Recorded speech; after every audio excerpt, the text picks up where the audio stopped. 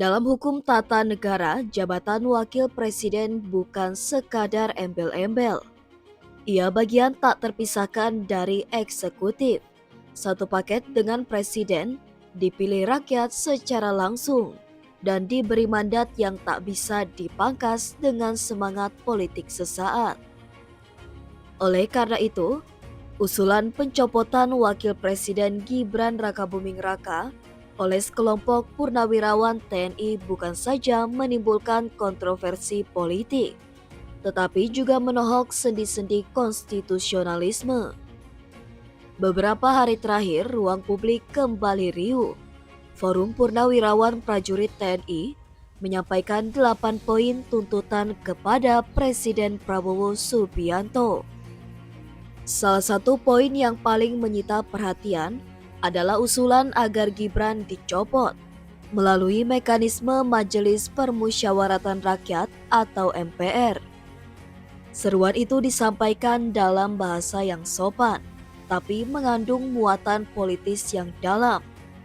Gibran dianggap produk dari proses yang cacat etik dan hukum, karena lahir dari putusan Mahkamah Konstitusi yang terbukti bermasalah. Namun, mencopot seorang wapres bukan perkara opini atau moralitas politik semata. Ini soal konstitusi, hukum, dan sistem demokrasi yang mesti kita jaga. Dan dalam sistem presidensial seperti Indonesia, mencopot wapres adalah tindakan yang sangat serius dengan prosedur luar biasa ketat. Mandat langsung dan mekanisme konstitusional Pasal 6A ayat 1 Undang-Undang Dasar 1945 menyebutkan bahwa presiden dan wakil presiden dipilih dalam satu pasangan secara langsung oleh rakyat. Artinya, mandat politik Gibran adalah mandat rakyat, bukan sekadar produk partai atau lembaga elit. Dalam sistem ini, mencabut mandat itu tak bisa dilakukan sembarangan. Konstitusi hanya menyediakan satu jalan hukum untuk memberhentikan presiden atau wakil presiden, yaitu melalui proses pemakzulan atau impeachment. Mekanisme itu diatur dalam pasal 7A dan 7B Undang-Undang Dasar 1945. Dalam pasal itu disebutkan bahwa presiden dan atau wakil presiden hanya dapat diberhentikan jika terbukti melakukan pelanggaran hukum berat, pengkhianatan terhadap negara, korupsi, penyuapan, tindak pidana berat lainnya atau perbuatan tercela, serta jika tidak lagi memenuhi syarat sebagai presiden dan atau wakil presiden. Proses pemakzulan pun tidak ringan, dimulai dari usulan DPR, pemeriksaan Mahkamah Konstitusi hingga sidang MPR. Tak ada satupun ruang dalam konstitusi yang memberi kewenangan kepada MPR untuk mencopot wapres hanya karena ketidakpuasan terhadap proses politik yang telah selesai. Benar, publik masih ingat bagaimana Mahkamah Konstitusi mengeluarkan putusan kontroversial yang membuka pintu pencalonan Gibran. Putusan itu memodifikasi syarat usia capres-cawapres bagi yang berpengalaman sebagai kepala daerah. Belakangan, Mahkamah Kehormatan MK memutus bahwa Ketua MK saat itu, Anwar Usman, terbukti melanggar kode etik karena tidak mengundurkan diri dari sidang yang berkaitan dengan keponakannya sendiri. Namun pelanggaran etik itu, sekeras apapun dampaknya terhadap kepercayaan publik, tidak serta-merta menjadi dasar hukum untuk menggugurkan hasil pemilu. Apalagi, putusan MK bersifat final dan mengikat.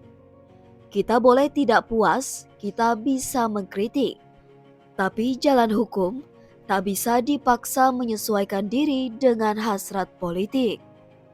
Maka, desakan pencopotan Gibran melalui MPR bukan hanya tak berdasar, tetapi juga menyesatkan. Ia menempatkan keinginan politik di atas kerangka konstitusional yang mestinya dijunjung tinggi. Demokrasi bukan konsensus elit. Usulan mencopot Gibran melalui MPR mengandung bahaya laten.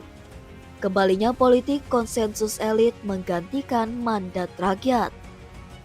Ini mengingatkan kita pada praktik sebelum reformasi, ketika pemimpin negara dipilih dan dicopot oleh segelintir elit di MPR tanpa keterlibatan publik.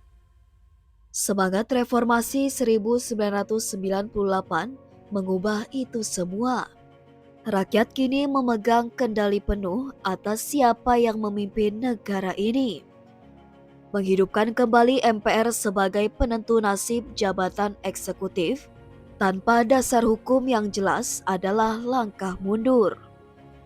Lebih dari itu adalah bentuk pelanggaran terhadap prinsip-prinsip demokrasi langsung yang telah kita bangun 2 dekade terakhir.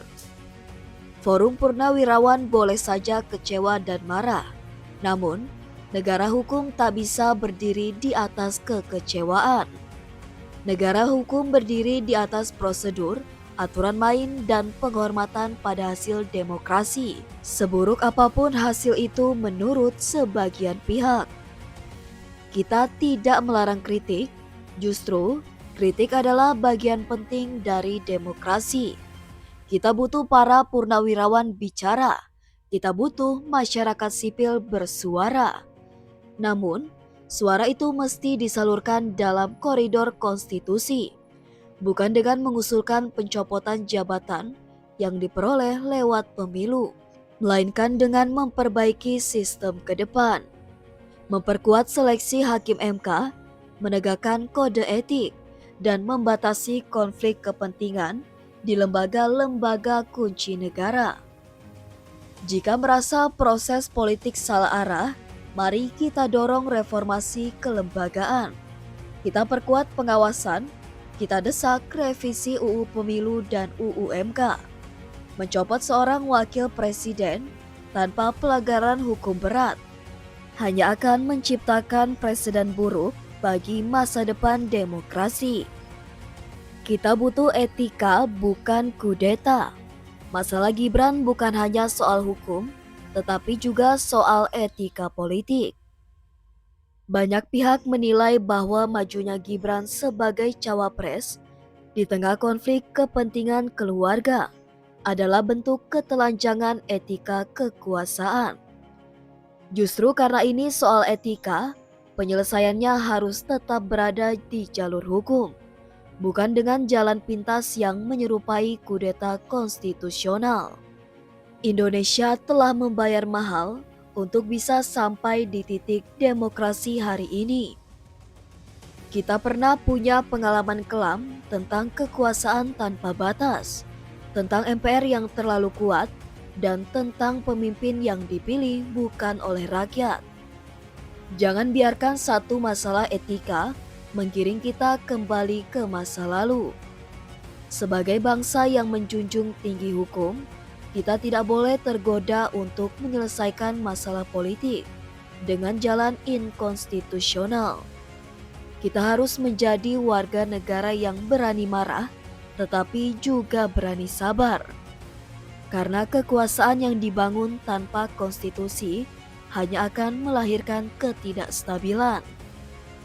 Usulan pencopotan Gibran harus ditanggapi dengan kepala dingin. Presiden Prabowo mesti menunjukkan sikap kenegarawanan, menampung kritik, menjaga komunikasi, tetapi tetap berpijak pada hukum.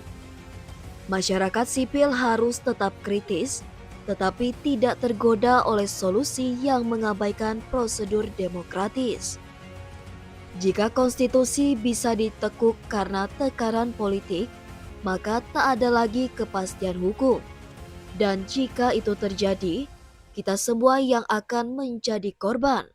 Rakyat, demokrasi, dan masa depan bangsa.